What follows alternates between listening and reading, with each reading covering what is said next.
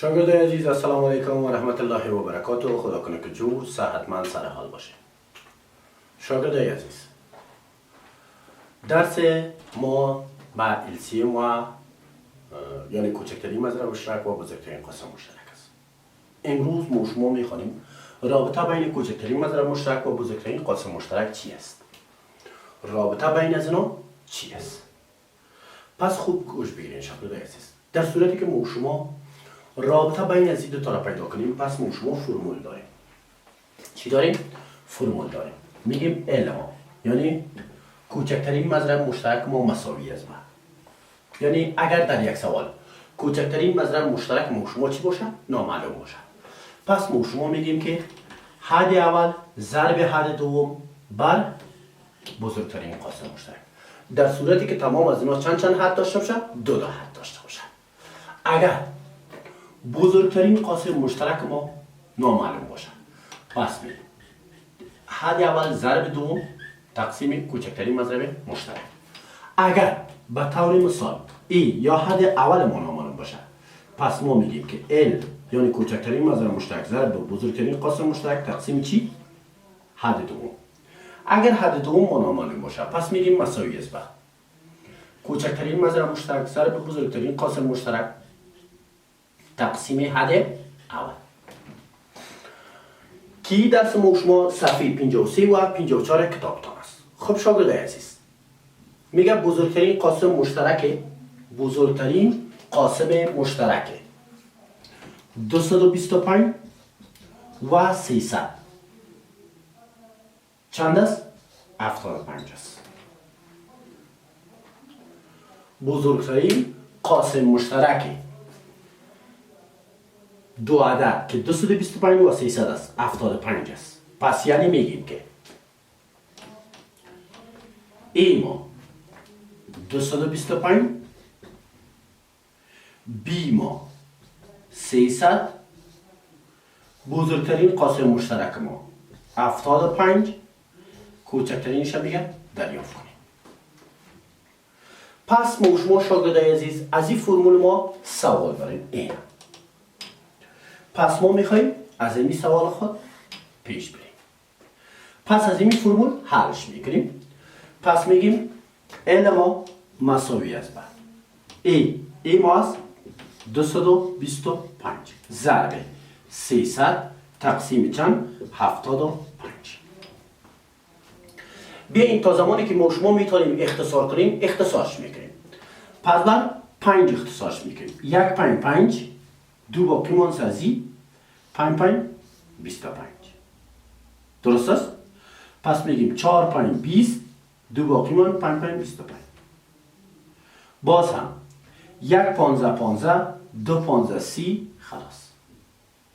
پس حالا ما شما میگیم که خیلی کوچکترین مضرب مشترک ما صفر خودش 2 5 10 در صفر شاسلان بر 1 2 4 8 8 1 9.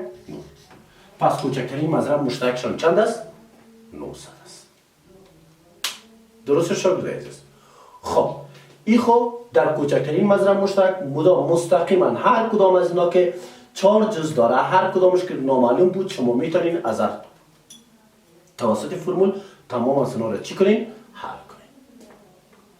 درست شد عزیز؟ خب یک سوال دیگه هم حل میکنیم، باز بعد از یک عنوان دیگه پیش میریم. شاگردای عزیز، این می سوالتان ببینید اگر ما شما یک قسمت بیش نامعلوم کنیم، یعنی بی ما عبارت از 300 بود، میگه اگر ای ما مساوی با سوالیه باشه یا نامعلوم باشه، بی ما مساوی با 300 است، کوچکترین ما مساوی با 900 است. چی است؟ کوچکترین مضرب مشترک ما مساوی با 900 است. بزرگترین قاسم مشترک ما مساوی به 75 است. پس میگه دیگه شد. پس A را دریافت کنیم. پس A ما فرمول داشتیم که A مساوی است به L ضرب G تقسیم B تقسیم B. پس حلش میکنیم، میگیم مساوی است به L ما کوچکترین ما است 900 ضرب 75 تقسیم 300. 1 2 1 2 1 3 3 3 3 9. پس میگیم 3 5 15 15 5ش 1 است. 3 21 21 22 225. درسته شاگرد عزیز؟ مشکل خود نیست انشاءالله. بسیار خوب. درس بعدی ما، عنوان بعدی ما که ما شما میخوانیم او عبارت از چی است؟ او عنوان ما هست دریافت همزمان کوچکترین و بزرگترین قاسم مشترک. چی؟ دریافت همزمان کوچکترین و بزرگترین قاسم مشترک که صفحه چند است؟ که صفحه 55 و 56 کتابتان است. چند است؟ 55 و 56 کتابتان. 55 و 56 کتابتان است. خب شاگرد عزیز، در صورتی که ما شما بخواهیم بزرگترین و کوچکترین مضرب مشترک همزمان در یک سوال دریافت کنیم، پس به کدام اساس میتونیم دریافتش کنیم؟ ای مثل رابطه بین کوچکترین مضرب مشترک و بزرگترین قاسم مشترک کدام فرمول خاص نداره. تنها و تنها ایرا سوال باید حل کنیم. از روی سوال باید بگوییم که کوچکترین دریافت کوچکترینش چند است و بزرگترین قاسم مشترکش چند است.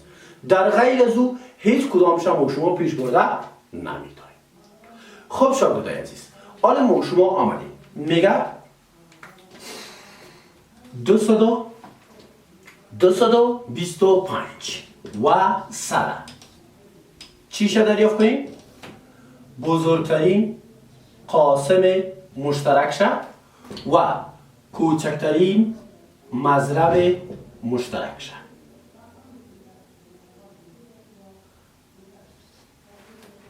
بزرگترین قاسم مشترک و کوچکترین مضرب مشترک هر دویش چی کنیم؟ دریافت کنیم. پس ما شما چطور میتونیم اینا دریافت کنیم یا چطور میتونیم سوال ما را با کدام اساس میتونیم خودتر بهترتر پیش ببریم؟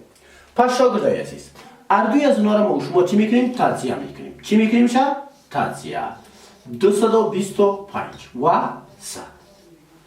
بیشتر از این نمیگردیم که کدام عدد ازی بر 2 داره، کدام عدد ازی بر 3 داره.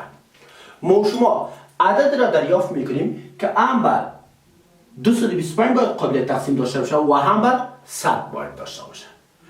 پس ببینیم این یک است بر 3 نداره، بر 2 دارن بر 3 نداره، ایش بر 2 نداره، ای بر 3 نداره. بعد از 2 و 3 اعداد اولیه ما شما چند است؟ 5 است. رقم اولش 5 است، رقم اولش 0 است. پس بر 5 قابلیت تقسیم داره. پس ما شما اینجا بر 5 میگیریم میشه. پس میگیریم 4 5 20 5 5 25 2 5 10 0. باز هم هر دویش بر 5 داره. پس بر 5 میگیریم 9 5 45 4 5 20. آن دارن؟ نداره. پس میگیم بزرگترین قاسم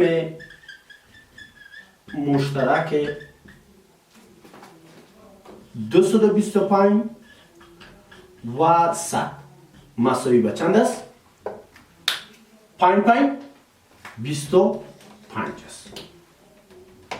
پس میگیم کوچکترین مضرب مشترک 225 و 100 مساوی به چند است؟ پس میگیم 5 5 25. 25 ضرب 9 25 ضرب 9 کنیم. 4 5 9 5 45 45 5 4 حاصل. 9 2 18 18 و 4 25 ضرب 4ش کنیم. 4 5 20 20 صفرش حاصلات بر 2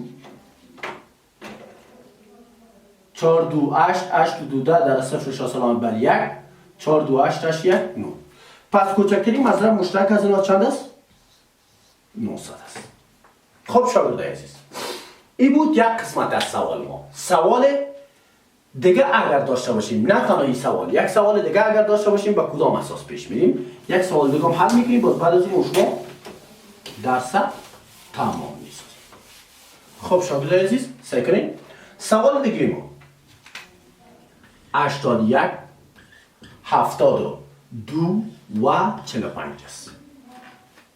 این شما میگه دریافت کنیم به کدام اساس دریافت شده. تمام از اینا رو گفتیم تجزیه میکنیم. تمامش بدو نداره، این بدو داره، این دوتا نداره. بر 3 9 9 9 بر 3 داره. 2 3 6 دو باقی منسرزی 7 3 21 2 3 6 4 3 12 1 3 3 5 3 15 داره دیگه؟ داره؟ این 9 میشه، این 6 میشه یا میشه. پس داره. بر 3 9 3 27 8 3 24 5 3 15 دیگه داره؟ نداره. پس میگیم LCMش مساوی به LCMش GCDش. بزرگترین قاسم مشترکش مساوی به 9 است. اما کوچکترین مضرب مشترکش 9 9 81 81 ضرب 8 8 1 8 8 64 ضرب 5 8 5 40 40 0 4 حاصل 5 4 20 24 2 حاصل 5 6 30 32. پس 3240. درسته شاگردای عزیز؟ خب شاگردای عزیز، با امید موفقیت های هرچی بیشترتان موفق کامگار باشید. تا درس بعدی، خدا حافظ.